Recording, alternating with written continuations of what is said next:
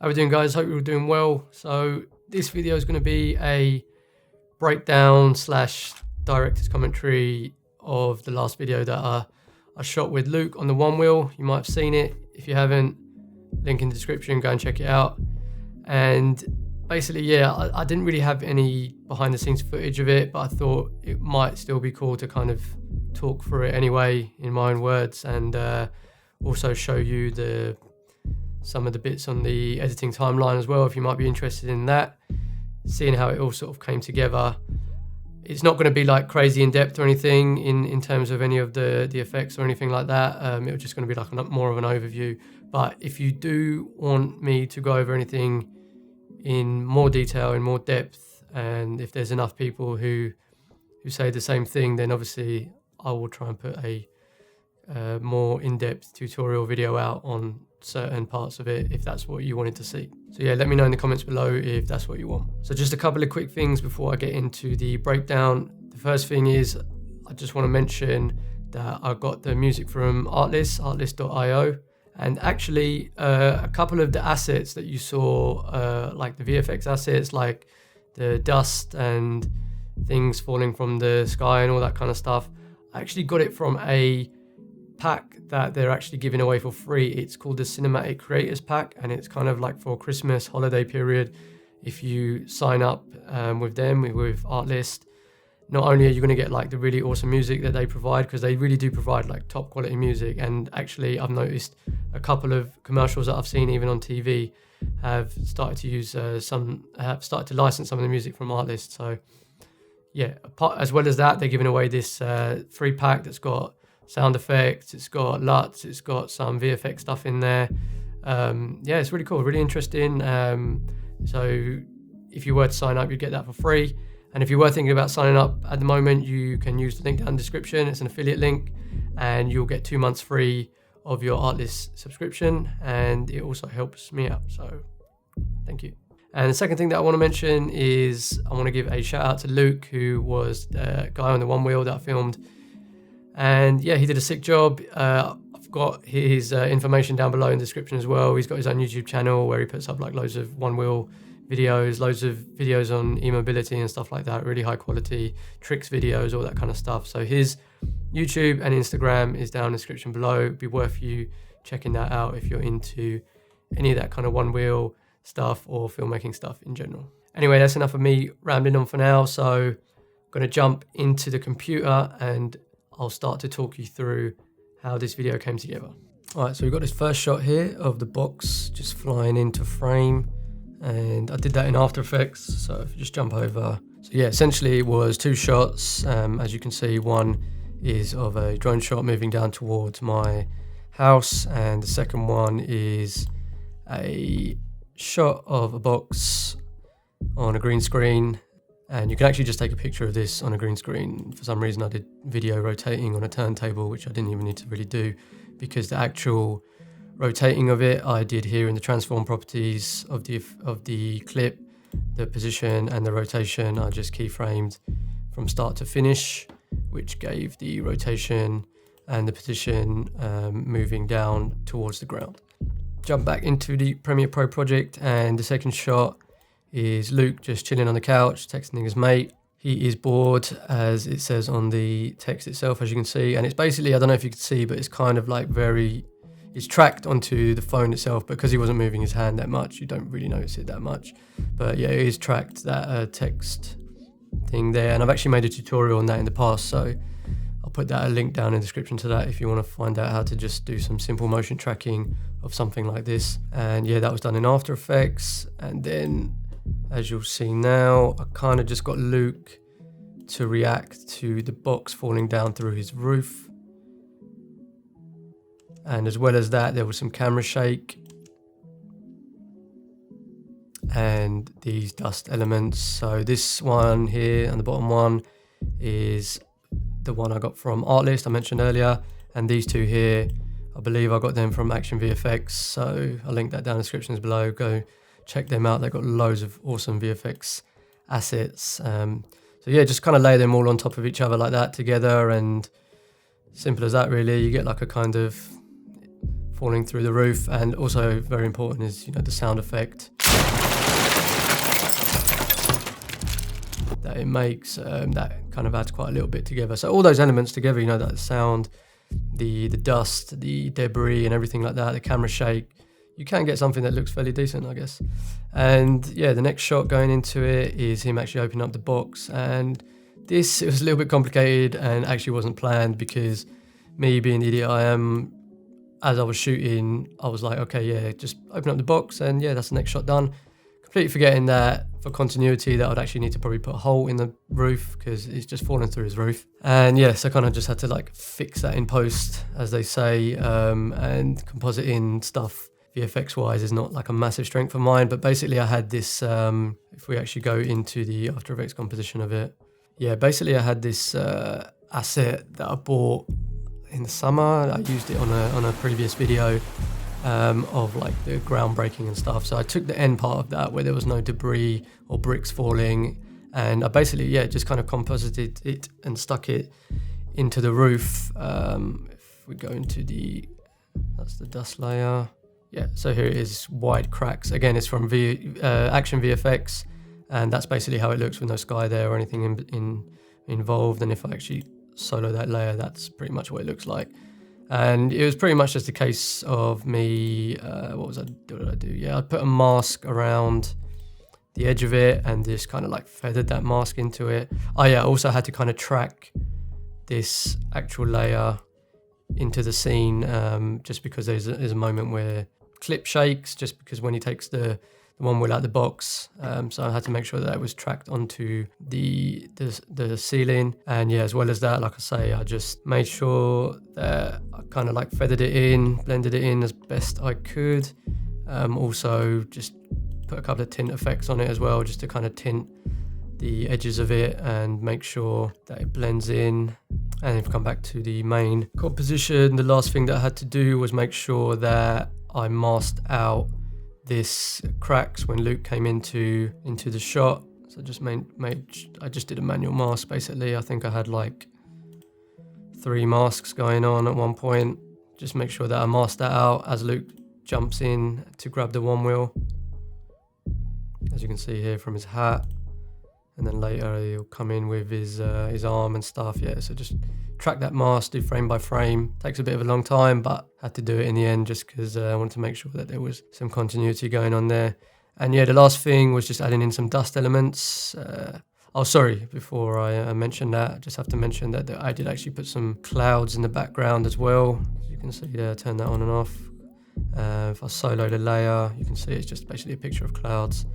And I just animated the position of the clouds, just move a little bit across as the scene is going on. And yeah, the last thing, as I was just mentioning now, is the dust. So it's basically just these two, or just this one dust element that I got from the Cinematic Creators Pack from Artlist, the one that they're giving away at the moment for free. And yeah, just put that in, duplicated it, moved it around a little bit, rotation, so it was a bit more random, put the opacity down, and yeah, just added a little bit of dust into the shot, which I had to make sure that dust wasn't in the entire shot, because it's not actually going to affect this underneath box layer as he opens the box, and going to affect the rest of it. So in the end, I did actually have to mask out the box.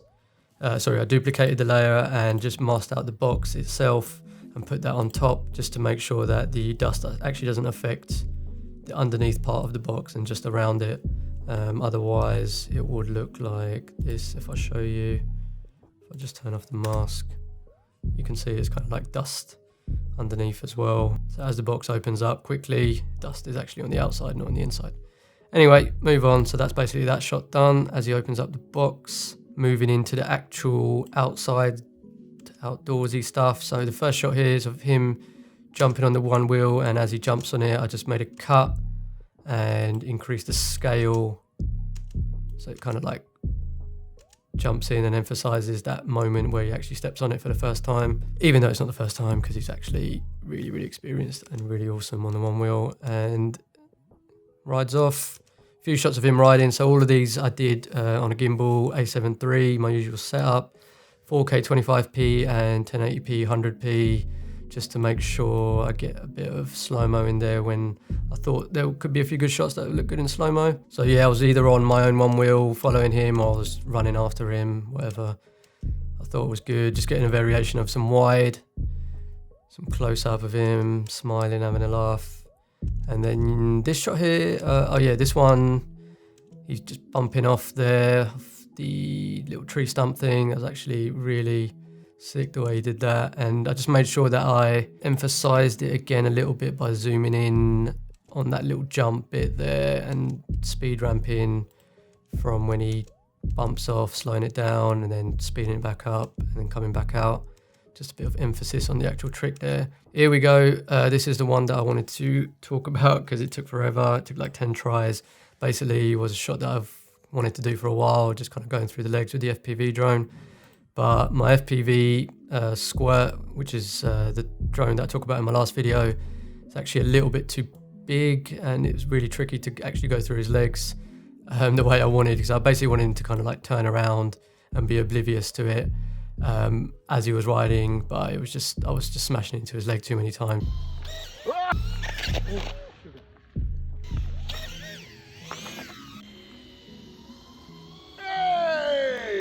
And he was getting bruised up. He wasn't best pleased. So, no, he was cool with it, actually, I'm joking. He actually was the one who said, just keep trying. So that was cool, that he was good with it. And we decided in the end for him to actually just turn around and keep an eye on the drone so he could kind of line himself up a bit better with it. And with it going fairly quickly, don't notice, but he did actually open up his knees a bit as well, as you can see here, just to let it go through, which is fine. Thing I guess I learned was to, with this shot, or a shot going through these really tight gaps, you probably need something called like a micro quad, or just like a 2-inch Cine it's called.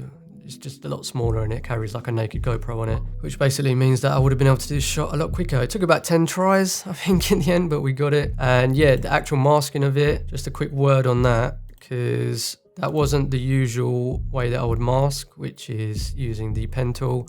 I actually use the new rotoscope tool, which is cool because the newly revamped rotoscope kind of allows me to do this a lot quicker. If you don't know what rotoscope is, it's basically painting out. It's just up here, this little tool up here, and you basically just paint out the area rather than masking it, like going around and masking it, you just paint it out. And before, it wasn't actually that intuitive, and it would kind of just paint out other like random parts as well, like maybe go onto his leg and stuff. So it was always kind of not worth doing because it would just take almost as long as doing a pen tool mask. But now with the new 2.0 version, it's actually really good, a lot quicker. The processing speed of it is a lot quicker as well, because it used to be really intensive on the computer, but now it's actually processing a lot quicker, and it's doing a lot better job of actually finding the bit that you want to paint out. As well as that, you've also got this refine edge, which allows you to actually go in and just paint over the edges, and it will kind of just go in and do an even more detailed search into the edge of what you want, rather than with a mask. That would be quite tricky to do for complicated material edges like this, or hair or something. That can be quite tricky. For straight edges it's fine, but for things like this, having that refined edge, that's pretty sick as well. And like I say, it's not taking that much time to process like it used to do before. So that's a really good tool to have. And yeah, this effect might have taken me double the amount of time if I was doing a frame by frame pen tool mask, but now with the rotoscope, really sick. So that's pretty much all I did there. Go back to Premiere Pro and you'll just see it just swoop through his legs there into the next shot, which is another FPV shot here, just going around the trees as he's going through on a pretty tough terrain, to be honest, and going really fast. He did really well. Coming here again, this is gimbal A7 III from a distance, and then moving in tighter as he just rolls that log. Wide shot, just getting a few different variations of shots here in the forest. And this was a really cool shot. I've seen him do this a few times in his trick videos that he puts up on his YouTube channel. Go check those out. The only tough part about this was actually trying to line up me moving in and him coming towards me and making sure that he don't smash into my camera. And as he did that, just keeping that as best as I could in the middle of the frame while actually just going around it. Actually made it look really easy, but it's not easy to do what he just did there, with the one wheel still spinning and just controlling it there with that 1 foot. And then he jumps back on. So that's cool. And then here, another FPV shot, which was awesome because I managed to go through these 2 windows here. easier than doing it through his legs as a moving target, because this is obviously a fixed target. It took me just a couple of tries to go through and find him on the other side. And then here we go. This was another location where he was just doing some really, really sick stuff. Here he just jumped off that little ledge there on quite wet conditions as well. It's quite dangerous. So yeah, just all this kind of stuff here was just kind of like improvisation. He suggested some things, I suggested him some things, and yeah, quick word on like manual focus, autofocus as well, because like having autofocus can be so good at times, because like shots like this where he's coming towards the camera really fast, be really hard to rack focus. So having that really awesome autofocus in the A7 III just really helps to track him in focus, because I was on about 70mm here, so it's tough to get those kind of shots. Here, this is a cool little shot where basically okay, so here I actually reversed the shot. So the shot was actually him going this way, so he would grab and then go this way. But for some reason, I don't know, I just thought I tried it reverse, and basically it meant that he would grab it here and then go that way. But if you look carefully, he's actually not on the wheel as he's going, so technically that doesn't make sense, because how is he actually doing that? It doesn't even, but I don't know, just kind of, for me, it just looked better the way he grabbed it here in reverse and then pushed himself forward. I like that. I don't know what it was about the reverse aspect of that, but I liked it. And again, it was like a speed ramp here just to emphasize the slowing down of him grabbing. And then as he was doing that, we come in here, position and scale.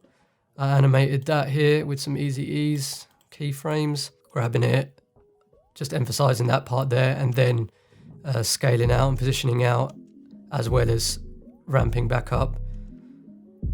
And then here we've got a cool little whip transition. So basically that's it here, whip. And this was just me making sure that on this shot here, I made sure that I whipped out. And then for the second shot is like whipping back in. So whip out there, whip in here. And when you do it together, if you find the right little spot in between to cut, it should just all be quite a good little seamless in-camera transition. You might need to speed ramp up one or two of the parts. I think I time remapped and sped up the first clip there, and maybe even the second one as well, actually, just to make sure that they whip into each other nicely. So that's something that you can consider doing if you making sure that you whip both of them back into the right direction. And this was a cool jump that he did there with like a nice bit of sunset in the background. And here was just a match cut. So basically there was two shots here where he was pretty much in exactly the same position. And yeah, just made sure that I just matched the position there so that it matched into the cut nicely. Here, did a grind up on the curb. Got that from a couple of angles. Nice little jump. I think you call that a sex change jump, which is interesting name for a trick, but I think that trick is called a sex change, if I'm not mistaken. Let me know. So he did a sex change there, and a couple of FPV shots just to finish. Did have quite a lot of FPV footage here, but I didn't want to put too much in because it can get a bit repetitive. And another one here. And yeah, just finishing up on this last shot. I'll have to go into After Effects just to show you this one. I'll just put the quality down to like half or a third because it's quite intensive on the old computer, this one. So yeah, it's basically just him. I asked him to do a quick video on his phone the day after, wearing the same gear that he was wearing, and just to make it look like there was like an Instagram, Facebook post type thing going on that he was doing, and just animated that with a 3D camera in After Effects so that it would kind of pull back out of that shot of him on, and then as it was pulling back, you would just see the kind of likes just kind of like popping up here, and the number going up, as well as comments kind of popping up like, oh, you're amazing, you're cool, destroy boredom. And then eventually, yeah, as the comments are popping up, I just animated the 3D camera to go into the actual destroy boredom comment here. It went into one of the letters, the B or the O or something, and carried on going into the final bit, which is the actual Onewheel logo. Destroy boredom thing is like their kind of motto, the Onewheel motto. So yeah, that's pretty much it. This one here took me quite a while to do. It's a bit complex to explain, but if you do want to tutorial on how to do this, then let me know, and if enough people request it, I will do it. Again, I'll just show you. So as he's just pulling out, the camera's just kind of pulling back. Bang, bang, bang, comments coming up. Into the beat, one wheel pops up, done. So yeah, that was the end of the video, and I hope you enjoyed taking a look. So yeah guys, that is the video. Thank you very, very much for watching the breakdown. I hope you found it useful. It's a video that I've literally had on my list for pretty much the whole year, and I'm really happy that I got around to doing it because it was fun to shoot. Just slightly regretful that we did it at this time of the year because we didn't really have much daylight. We had about 4 or 5 hours of daylight to actually shoot, and it was really, really cold, but we still got it done regardless, and really happy with the way it turned out. So if you found any part of it useful, if you liked the initial video that I made, it would be really great if you could like it, and subscribe if you want to see more videos. And have a great Christmas, New Year. If I don't make another video before the end of the new year, have a great Christmas, New Year, and let's hope for better things in 2021. Take care.